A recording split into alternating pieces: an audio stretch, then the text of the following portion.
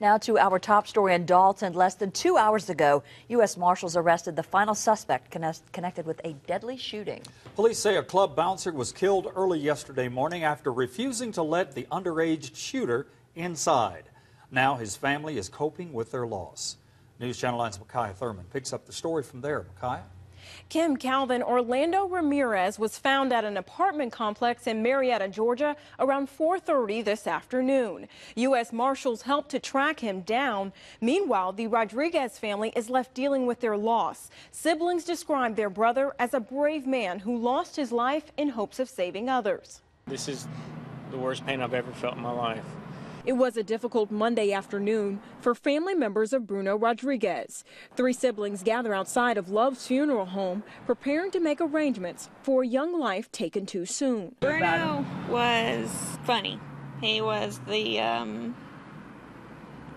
light that came in the room whenever we had family dinners. Dinners that will never be the same. Police say Rodriguez was working security outside of Las Delicias bar when 3 underage men tried to get in. When Rodriguez refused, police say Orlando Ramirez began shooting. That's when the bouncer took action and tried to tackle the shooter. Rodriguez was shot in the head. He did what was right. There are other lives that were spared because of what he did. Police arrested 2 of the men shortly after the shooting. Ramirez took off and was found less than 2 hours ago at a home in Marietta. This is a dangerous person. This is someone that does not need to be out on the streets. While police search for answers, this family only hopes to share his memory. I'm very proud of him because he left here as a hero. He saved other people's lives.